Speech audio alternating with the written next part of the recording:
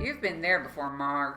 Captain Maggie. Lester brushed the crumbs off his hoodie and placed his elbows on his lifted knees. And you've made it before. How do I find them? Margot resisted, sort of ignoring her brother as she took the steering wheel of the Deborah that was at the wrong end of the ship. Normally, at least for most vessels, the helm was always in the back, near the rudder. Lester looked up at her as the discrepancy suddenly dawned upon him. Why do you suppose the steering wheel is in the front and not the back, like with most ships? I have no idea. She grabbed a hold of the helm and tried to turn it, finding that it wouldn't budge. She stood there confused for a moment. Do you suppose it's connected to the rudder at all? Lester queried. Doesn't seem like it could be. Margot grunted as she tried to move it again and sat back down with her brother and put her face in her hands. How on earth am I going to do this? Again, she asked. Lester answered with a remarkably short but profound quip. Not the normal way, I guess. They both looked at each other and laughed heartily.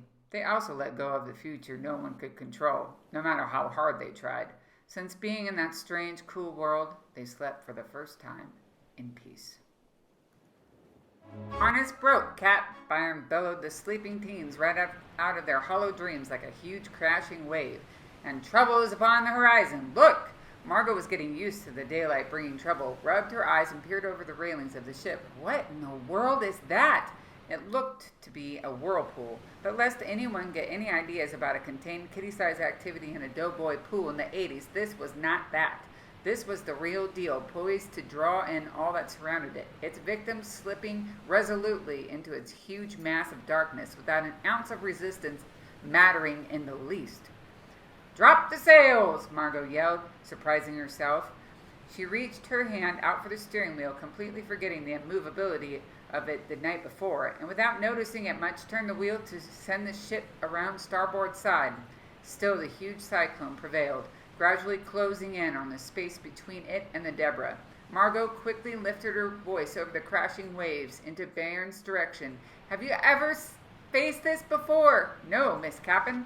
I have never in all my wandering years seen the likes of this before, Byron replied in his overly calm yet excited manner, as if this was a ride at a theme park. What do we do? Lester looked over at him. Go in, I guess. Byron's smiling eyes were a tad annoying, but not at all out of character. What? Lester and Margot said it at the same time. Into this swirling vortex of death, Lester continued. Now that's being a little melodramatic, don't you think? Byron responded to Lester, who in turn shook his head to affirm his misgivings. Margot knew what needed to be done, and something confirmed in her that Byron was right. She sighed deeply. Lift the sails, boys. She turned the wheel back around where it jolted to a stuck position again, facing the giant spiral they would soon lose themselves in. She set the ship's aim. Where it went, no one knew. What pressure she felt, she could not express. Woo-hoo! Byron and a lot of crew bellowed as the ship circled around and around the circumference of the watery black hole, as if they were merely on a roller coaster. Copper held Margot's hand and patted the top of it in a meaningful and kind gesture. I can't help feeling responsible for lives that might be lost, Margot admitted, shuddering at the thought. Copper turned to her in a state of shock. No, Miss Cap'n, you are responsible for responsibility. Margot was utterly confused by the comment and gave her brother a questioning glance. I think he means that you're responsible to act responsibly, Lester shrugged and continued. Just do the best you can. And don't give up, added Copper, smiling. But where's this thing taking us? She had to yell by now, and the whole crew was holding on to the rails during the last sweeping turns that were making it impossible to stand upright anymore. It could be good, hollered Byron, or it could be bad. Thanks for clearing that up, Lester said under his breath, struggling to maintain his grip on the slippery rails. Margot suddenly found her mindset had changed as her helplessness gave way to purpose, and she was aware that their rescue mission was preeminent. Nothing else but the goal mattered. Wherever we land, men, we are going to use it for our advantage. She heard the affirmation of the cheering men ringing in her ears. Boys, we are swirling downward, right to the level of the Dark Islands, is my guess. Byron was loud with excitement. We will find them. The Deborah and all her crew members found themselves sliding down as if on one giant water slide to depths unaccounted for. Whoa was now the only battle cry they had to offer, sliding and turning up inclines and down ravines, a dark tunnel growing eerily similar to the dark island they had been trapped upon, until nothing, silence, all had stopped, and the Deborah found herself in dark waters along a dark beach with lifelessness all around. "Is this the same place as yestern?" asked one of the crew members. His voice sounded hollow and airy. "No, look!" exclaimed another. He pointed to a shadowy tower off in the distance that was not familiar at all to any of the crewmen. "Everybody down!" Bayern strongly beckoned to the crew, for just over the railings of the boat and all along the water's edge, strange soldier-like creatures were marching up from the dreary coastline as if in great alarm. "What do we do?" Margot turned to Byron for assistance with equal alarm. "They are sure to see the Deborah and attack." "Are you sure?" Byron looked over at her with a look of absolute confusion. "Yeah." Won't they?" Margot wasn't sure what to think now. "Oh, the old Debbie," Byron smiled. "She does what she wants." Lester and Margot responded at the very same time. "We noticed." "They'll attack if she lets them." They stayed in their hidden position just behind the rails of the old Deborah, gasping heavily with fear, or just simple solidarity. And why not? There was little hope, humanly speaking, but they had been there before, and they had each other. They were like family. That was a lot. And to these kids, it was a relief. "Cap?" asked one of the crew, who made his dwelling in the bird's nest, the one who had scared Margot to death as a snake. "Yes," responded Margot. "We lost one of our dinghies." He sheepishly offered the information. All at once, Margot felt the frustration that leaders often struggle with. "It wasn't tied down?" She wanted to say more, but just ended with, "Oh, never mind. What is your name?" "Sam. Sam the Snake. I'll remember that." The sailor smiled broadly, and Margot half expected a long, snake-like tongue to slither out between his teeth. Just then a little sailor motioned over the side of the ship toward the mountain that towered over the tower in question. "Is that steam coming out of them there hills?" Copper and Byron looked at each other, and Copper began slowly. "When numbers are added to, and trails cross again." "Copper," Byron was trying to contain himself. "When trails cross again." "That was Jasper, my boy." Copper continued, despite how Byron was gripping his shoulders. "Listen to your kin. Hark the rumbling of smoke from the drifting mountains. He's sure to lose his hold. When all again seems lost." At this point, Lester stopped him. "What about that part? When all again seems lost. What of that?" "We push forward." Byron threw his fist up in the air. Gunfire was heard from the shore. "Apparently they do plan to attack," remarked Margot, adding, "Thanks, old Debbie," with sarcasm barely detectable. "What do we do?" Copper questioned. "The only thing we can do," Margot called out to the sailors. "Fall out, men, everyone to the dinghies, and we'll try to row to the far side of the island." Byron was acting as if they were going on a field trip and skipped toward the dinghies, helping to lower them down as the men filed off the ship. Margot stood her ground, watching over the proceedings as everyone went before her. Lester looked her over with a questioning glance. "You coming?" "No, Lester, I'm not." She shook her head. "But why?" Lester did not like this idea in the least. "They will stop at nothing to capture me, Lester. If they have half an inkling that the prophecy is coming true." She grimaced a little bit, mostly out of wonder as to what her plan was. "I can't put the men at risk." Lester looked as if he'd been punched in the stomach and froze. "I'm coming with you." "No," Margot demanded. "I will find the women. I have to do this." "You are demanding the impossible, Marg. I cannot let my sister run off on some ill-fated venture." He walked toward her, holding his ground. "At least take another idiot with you." She sighed heavily. "Fine." After all the seamen climbed, or tumbled off the ship, as it were, Margot and Lester were left abandoned on the deck. From below they heard the questioning response of Byron, but quickly noticed that Lester and Margot were not with the rest of the men. "Hello?" came the round and aggressive voice. Yeah." Margot peered over the port side of the Deborah. "Go! Quickly! Make sure most of the men hide at your feet. We'll catch up with you later." "Are you sure, Cap?" Byron peered up, not slightly jolted. "Yes. Find a place far out of sight and hide yourselves for the night." Margot did her best with the most authoritative voice that she had. "All right, Captain. See you in the morning." Byron still held his gaze. "If this is what you wish." Margot nodded. Turning to the rest, he ordered, "Get going, men, and don't be slow about it." After the men started their pull away from the ship, Margot climbed the shroud of the mainmast and called out to Lester, "Make as much movement aboard the ship as possible. Can I fire some cannons?" Lester called up. "Sure, why not?" Margot hollered back, not really hearing what she was responding to. She found out soon enough as the whole side of the ship quaked. She looked around below her for her trigger-happy brother, to no avail. The zombies on the shore were not quite sure what to aim at and tried their best to shoot at the ragtag team of seemingly few canoes with a spattering of men and also focus on the ruckus that was coming from the Deborah. But when one of the cannonballs, quite unintentionally, hit the side of the tower, all eyes and manpower landed squarely on the Deborah. Witnessing this shift, Margot muttered, "Uh-oh." With a battle roar of the most disconcerting sort and a unifying of the armed forces, Baron watched helplessly from his tiny canoe as the mob of zombies climbed into their battle-ready trenches on the shorefront and fired at whim from their lusty cannons.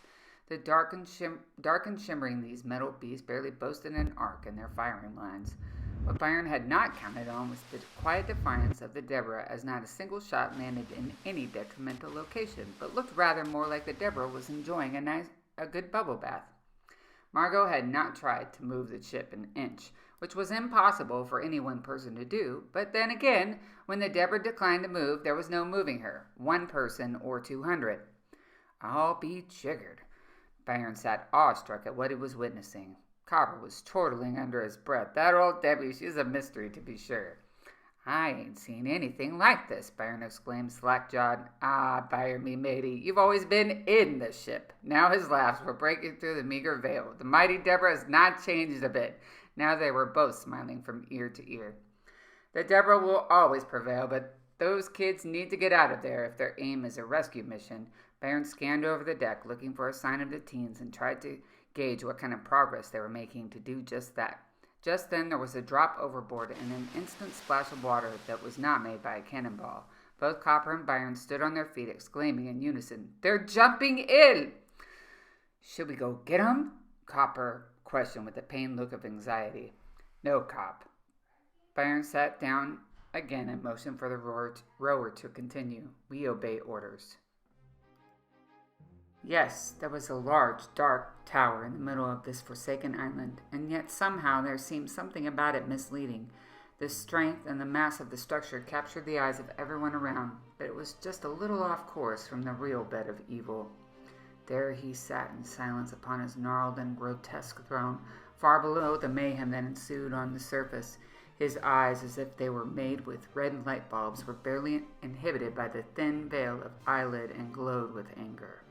His cohorts were never allowed any sort of elevated title or dignity, or if they were, it was a farce to reflect some kind of semblance of order to the utter chaos that comprised this dark man's mind and cold heart. Nevertheless, the lead zombie, for the time being, commenced to try to explain the reason for this sudden disturbance in the tower above. "I don't think you idiots realize what exactly," the whole alliterated sentence hissed out as if it was entirely comprised of a layer of Z's, "is at stake." Lowering his tone to a low rumble of a growl that molded the entire room into a cage of fear thicker than the black brick and mortar walls, he continued, much to the dismay of his dark minions, "There will be a steep price to pay if it happens again." They all knew what that meant. It meant that the man of the shadows randomly chose victims of his deathly punishment at whim. Whether the unsuspecting zombie had anything to do with the issue at hand or not, this kept these hopeless creatures filled with fear and death, backbiting, a knack for digression, and utter aimlessness, yet they were used adequately for the most evil undertakings. They all gasped with a common shudder. This was music to the ears of the man of the shadows, in the most sick, unmusical way possible. I will say this only once. At this point, the man in the shadows stood to his feet with his cloak of darkness flowing out from his throne like a black river. "They will not reach the birds, or there will be destruction, the likes you have never witnessed from my hand before now." Margot and Lester heard no sound but the sloshing of water against the shore and the rustling of leaves as they emerged at the dark island's one and only swamp. I still am not used to never hearing the sound of birds, Margot remarked under her breath and signaled Lester to follow her. I know. Lester was still trying to drag his soggy hindparts out of the water. Hey, what's that? Margot and Lester noticed a large nest at the top of a knobby and ancient dark mahogany tree. That's strange. Margot peered upward, thinking perhaps this was where the man of the shadows kept the birds. Just then, two heavily lit eyes and large nostrils, somehow infused with firelight, peered out over the nest, straight down to them. Marg, Lester said slowly, standing suddenly still with a nice-sized weight in his stomach. That's letting the last word slip out as emphatically as his fear would let him. Vulture. Run! Margot called out, already running full tilt. Follow me! Isn't that what I always do? Lester assumed his position as the consummate follower, but not lacking in speed. The leathery, bright red vulture launched itself up into the air and returned earthbound like a dive bomber, spewing fiery hues as it dove. It breathes fire, too! Lester was dodging rocks and crags, branches, and what looked too much like man-eating plants for his liking, shouting to his sister, I suppose you forgot your sword? You're just full of questions, aren't you? Margot was navigating the same obstacle course, only a step or two further ahead. No, I did not take the sword for a swim. Great! Lester was panting with exhaustion and still avoiding hazards. Excuse me, one other question. What are we going to do about fire-breathing feathers? Get behind those large rocks, Margot pointed. We'll figure something out. They both landed in a heap behind a large boulder, the cawing of the huge monster bird resounding all around them with cathedral resonance, but they were unsure where to look to find it. All they knew was that it was coming after them at a fierce rate with a terrifying cry. Suddenly, dust flew up in every direction into a perfect fog, indicating that the large, fiery creature was on top of the stone they had sought out for shelter. Margot crouched down lower and looked up just in time to see a massive claw snatching for her. She noticed upon its ankle a golden ring. I think this thing is somebody's pet. She dodged the first swipe or two of the knife-like talons. I think it's only after you, Lester exclaimed under much duress at the thought. When he tried to pull his sister behind him, the large bird seized the opportunity and carried her off by her shoulders, but not without her brother grabbing her heels before takeoff. Margot screamed, a scream that traveled over the whole of the island, reaching the ears of a vast number of gruesome and deadly soldiers, as well as Byron. What was that? Byron motioned the men around him to quiet themselves. They had just found a remote spot of land on which to offload, only emptied of challengers because of the vast amounts of thorny brush they had to wade through. Copper peered up into the sky, looking for a sign of the disturbance. "'Twas Margot, Byron. I'd know that scream anywhere. Men, keep your heads low and your eyes up," Byron ordered. The giant vulture shook his captured girl to loose the extra baggage, namely her brother, as it soared higher into the sky.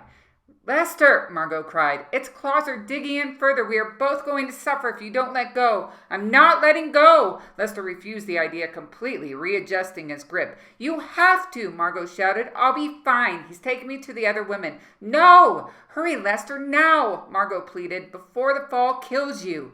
Lester peered into the intention behind his sister's eyes. Not the tears, not the angst, but the purpose. "Fine." Lester relented and dropped quite a distance below her feet, his fall only broken by the sudden stop in a shallow pool of water. He lifted his eyes to follow the path of the red flame of a vulture, now flying so high in the sky he could barely see his sister's legs. Not cool, Marg. Never had he felt urged to cry in such an alarming way. "Look!" Copper let out a muted shout. On top of the highest mountain, all the men could see a giant bird and what appeared to be his supper, landing at the crest of its black, ashen mass. As the bird perched himself and his prey on the edge of the vast crater, what was inside the inverted dome captured Margot's full attention. Thousands upon thousands of birds were captured within a glass-like force. They were trying to fly up to escape, but then were quickly defeated by the invisible shield and sent careening back down to the bottom. Some were beautiful, some were plain, some were large, and some were as tiny as a hummingbird. Just then it occurred to Margot what exactly the vulture intended to do. If she was captured and locked inside this glass tomb, she would surely turn into one of these helpless birds, and that would be the end of it. Panic ensued as the vulture tightened its grip and dragged her to some sort of barely visible gate. He lifted his ringed claw and appeared to embark upon using it to gain entrance. Lester climbed out of the water and made his way up the foreboding mountain as quickly as he could. Margot's scream alerted the eerie cohorts, and they immediately turned to follow it. they would have by default run into Lester trying to scramble out of their way. As it was beginning to get dark, he figured he should find some place to hide until it was even harder to be seen, and then continue to try to find Margot and the vulture. He had little understanding of the imminence of Margot's situation or how much she needed help, not whenever he could get there, but at that very moment. The crew from the Deborah had turned to follow Margot's cries as well, knowing full well that the moment they turned into animals at dusk, animal instincts would take over, and who knew where they would end up by morning, but most certainly not at the top of the great, dark mountain. For Margot, there was no help coming. She was dragged to the entrance of the dome, wrestling, kicking, biting, and clawing to no avail. The giant bird had released the door with his key and lifted her over the entrance. "Stop!" was heard from the side of Margot and the vulture. The source of the booming voice Margot was unsure about, because the jolt in which it gave the vulture gave her time to loosen herself from its grip, not to look around in a daze. She also had the opportunity to lunge for the key in the attempt to set free the birds. Seizing the key failed, but she rolled under the feathery villain and slid down the edge of the mountain, indiscriminate about where she might finally land. She landed hard on a protruding rock and checked her limbs to see if anything was broken. No, thankfully not. This conspicuous position was not going to last long, though. She assumed the vulture would look for her again, but what actually happened next she was not prepared for at all. The next thing she witnessed was what she thought might be the man of the shadows, as scary as he was, and dark, standing on top of the vulture's neck as it glided down to where Margot stood on the rock. She backed up to the mountainside, hoping that it would swallow her up somehow, the mountain, not the vulture. Now she was fully convinced that this was the end of her effort to free those women trapped as birds in this horrible place. "You there," said the dark figure, peering at her through his cape. This particular dialogue was more fearsome than being suspended on top of a rock over a cliff. Everything she owned bodily was shaking. She had no idea how to respond, but mustered a "What do you want?" albeit unconvincingly. This man's laughter roared with 1,000 shades of darkness, the opposite of Bairn's in the worst way. "Tell me," the man ceased from laughing and cut to fierce agitation in a split second. "Since you are not going anywhere anytime soon, what is your name?" Margot was disinclined to answer, but with the kind of bravery that only emerges when earthly hope is gone, replied, "I will not tell you."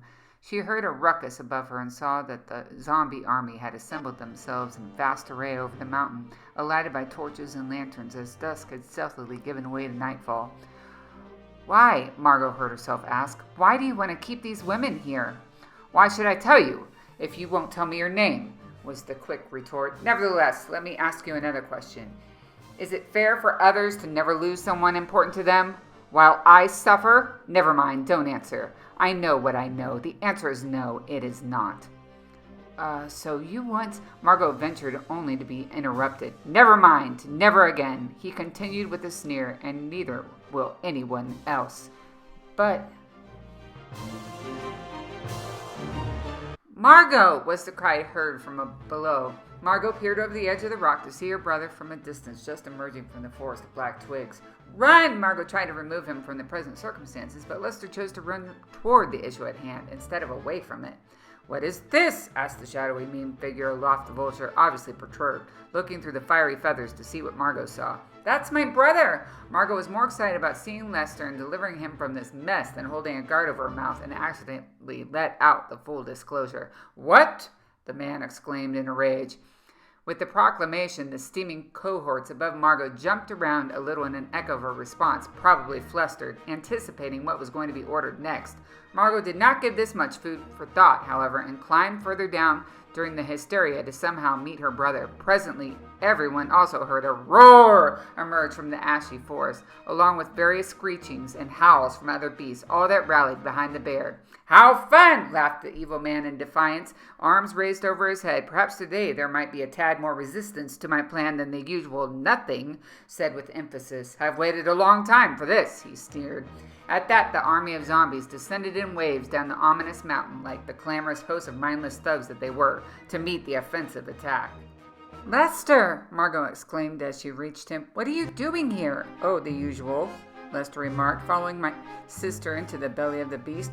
"Who is this guy?" He didn't bother looking up at the dark figure barking orders to the hordes of ghostly zombies. I don't know. Margot looked in the direction of the imminent battle, one side at an extreme advantage. There's something really strange. You mean evil? Lester grabbed her hand to pull her away from any sudden attacks. Yes, evil, Lester, but also strange.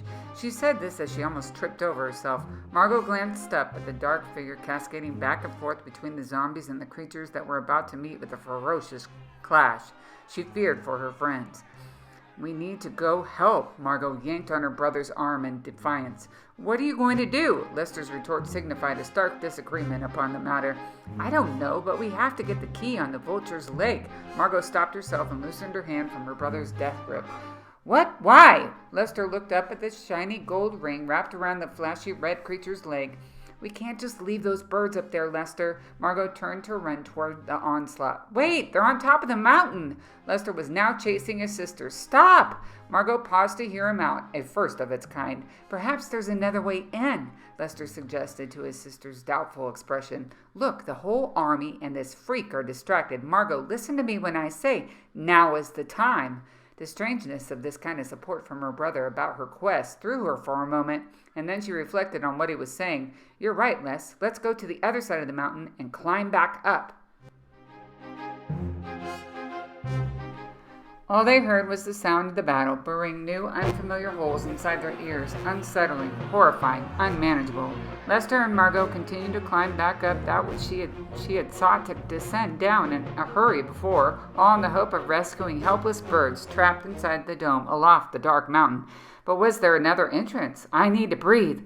Lester paused from the front and leaned against some dark, protruding rock. I think I sprained my ankle when I fell. Margot stopped, but let her thoughts continue up the ascent, a thing obvious to Lester. Are you still thinking about the dark dude with the hood? Yeah, Margot said, not meeting Lester's glare. Did you try saying Dad's name again? Lester questioned as he leaned down to rub his ankle. Actually, I didn't. Margot finally relented a response that involved eye contact. I couldn't for some reason, like there was an evil pressure on my mouth. Weird, was all she could add to explain. Over the top of the mountain, steeply dug into its side, the ragtag team of animals met the battle of their lives. All were outweighed, their responses as quick as they could be, but were nevertheless basic instinct. They were no match for the evil plans they faced. Honor, Lester muttered, the word a world away from the murderous onslaught. Rolling this name around in his mind conjured all that he had lost, all that seemed to overcome both he and his sister now, thus conveying a steep contrast between two realities. One reality seemed dominant, the dishonorable, the hopeless one. Just then they heard a loud roar of pain that must have been Byron. We gotta hurry, Margot insisted. They finally reached the top of the mountain. It was completely silent and barren except for what they could imagine the fluttering wings of 1,000 birds sounded like. Their minds filled the gaps. The desperation of the helpless creatures called out to Margot and Lester as plainly as audible sound. Look around for an entrance, commissioned Margot. Ha ha ha ha ha, came the low rumble of an eerie laugh from behind them. Lester and Margot whirled around to see the man of the shadows without his fiery feathered companion. It was more tolerable not to be standing on the same ground with him. Having him suspended in the air was much better. Margot even wished the fearful red creature that had attacked them was back instead of this guy. Strange to find you two up here, the man growled. Nevertheless, Margot, this is where you would have ended up anyway. The man's eyes narrowed more than what they had previously been to a literal pinpoint. You can't do this, Margot exclaimed. I have done it, and now we're finishing off your furry friends below, he resumed his unnerving laugh. Margot and Lester ran to the edge of the mountain to see what was going on below with their friends. They saw nothing but wreckage and clouds of dust, shimmering swords, and the helmets of zombies.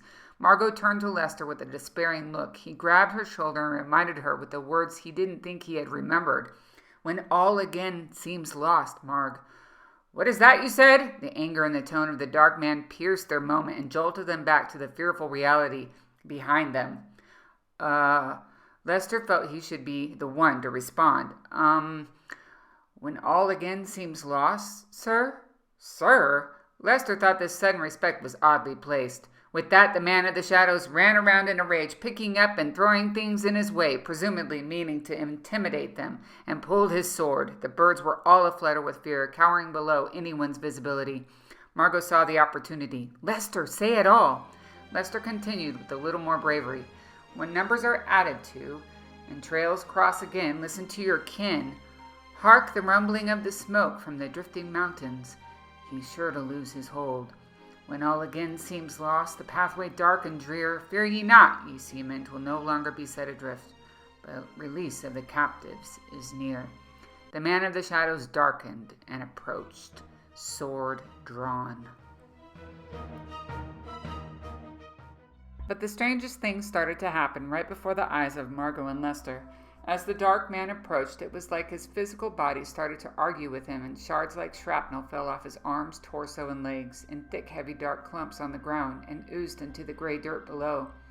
Margot and Lester, as well as the man of the shadows, were amazed at what was taking place, and the dark man made exclamations of, "What is this? And what is happening?" at punctual intervals. First there was an evil, angry voice making these remarks, but coinciding with the debris that was falling off came a warmer tone that called out, "Could it be? And look at that!" The teens stopped looking at the refuse on the ground that mysteriously disappeared right in front of them to the face of the man that was emerging from the blackness. Margot was the first to admit the recognition with her mouth. "Dad! Dad!" was the louder response of her brother as he rushed to the open arms of the transformed man. "What is this?" said Mr. Honor. "Where did you guys come from?" as if waking from a millennia-long stupor. Next were the muffled cries and sighs of a family reunited after way too long, after way too many tears, after way too many misunderstandings, heartbreaks, confusions, and discouragements. "At long last," was the final word coming from the teen's father as he embraced his kids. Margot pulled away with the quick realization that not all had been finished. "I can say your name!" She then quickly turned to shout Stephen Clay Honor over the side of the mountain. What ensued after that was a familiar sight. All of the angry, dark zombies seemed to spread wing and fly off in a matter of seconds, totally disappearing, leaving behind them the ragtag team of animals, soon to be men, wounded and tired. Byron lay in a heap as bears do, but not without motion. "We must get to them," Margot continued her shouting, scrambling to find the quickest passage down. "Dad," Lester pointed. "Let them out," was all he could say, still motioning toward the birds. He made a questioning glance, but then found the familiar band around his arm that would do the job, rushed to the gate, and opened it for millions of birds to fly out. "Margot, wait!" Lester called out to stop his sister from careening down the side of the steep mountain. "It will be okay," he continued again. "I know it will be okay." Margot and Lester stood on the familiar Seattle bank. Margot looked at Lester with tears in her eyes and smiled. "I know." "Kids!" The familiar sound of their aunt coming up to them in a frantic state made them laugh and smile adoringly at her. "Everything all right?" She hugged them tightly and sighed with relief, but the kind of sigh that only a few minutes of frustration and worry would account for. The end.